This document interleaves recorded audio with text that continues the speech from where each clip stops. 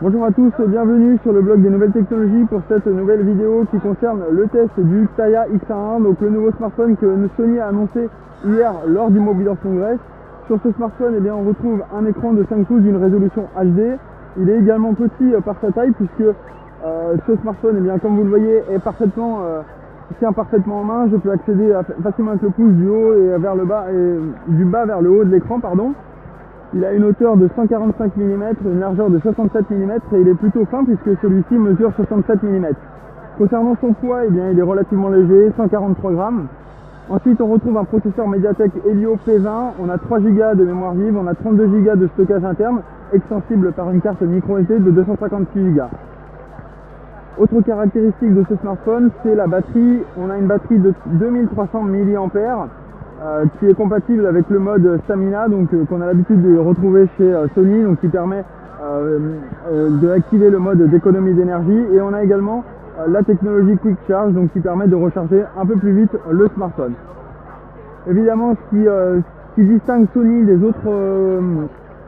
autres constructeurs de smartphones, c'est pour la qualité de la photo, puisque Sony produit pratiquement la majorité des capteurs pour les constructeurs. Et donc, Sony a décidé pour ce nouveau modèle d'inclure ce qu'elle a de mieux en termes de caméra, et on retrouve du coup quelque chose qui va plaire à tous les amateurs de photos. En façade, on va retrouver donc une caméra frontale avec une ouverture de 2, compatible avec la technologie CD Shot. Et à l'arrière ici, on va retrouver donc un capteur de 23 mégapixels, compatible avec la technologie, c'est un capteur Exmor RS dédié au mobile. On va avoir donc une ouverture de 2 et on va être capable de régler les ISO en 6400 ou 3200. Donc voilà, ce sont vraiment des caractéristiques photo que l'on retrouve généralement sur les smartphones haut de gamme, et là Sony le met sur ses smartphones de milieu de gamme, et donc avec ce Xperia XA1. Comme vous allez le voir sur la photo, eh bien, on a quelque chose de réellement convaincant. Je vais prendre une photo ici et je vais vous montrer. Alors là, j'ai démarré la mode vidéo, pas de bol. Voilà, la photo. Voilà, je viens de prendre une photo, vous allez voir du poster qui est juste à côté. Et les détails le concernant sont vraiment très très bons. Hop. Je vais revenir dessus. Voilà, on a vraiment quelque chose de très très beau à l'écran. C'est vraiment très chouette. Donc ça, c'est grâce à ce nouveau type de capteur et toute la technologie que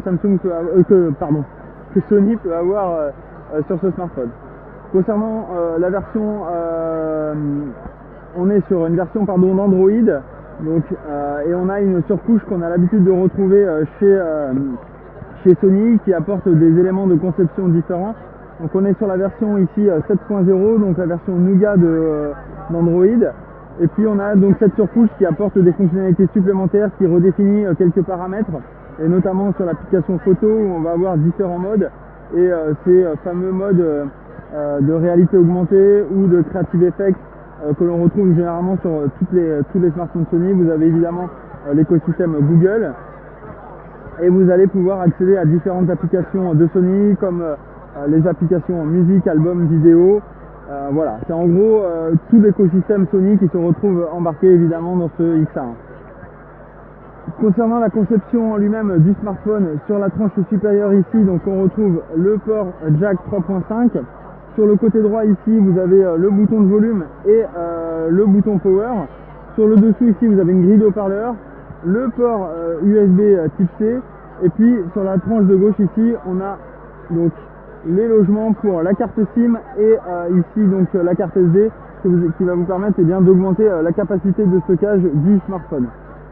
En façade, donc je l'ai dit, on a la caméra frontale ici, le logo Sony, un haut-parleur en haut, et puis à l'arrière donc on a notre fameux capteur, le flash LED, la marque Xperia, et c'est à peu près tout ce qu'on a sur l'arrière, évidemment avec le petit logo pour la puce NFC. Ce smartphone est commercialisé en différents coloris. On a le modèle noir, on a un modèle blanc, on a un modèle rose et un modèle gold. Si je vous montre le modèle blanc qui est juste à côté,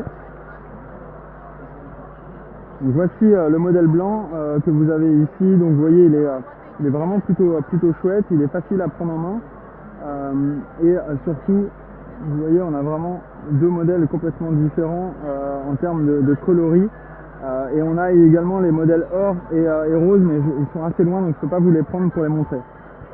Voilà, donc c'était ce test du Xperia XA1. Donc si vous avez des questions le concernant avant la fin du Mobile World Congress, n'hésitez pas à me les poser, j'y répondrai avec grand plaisir.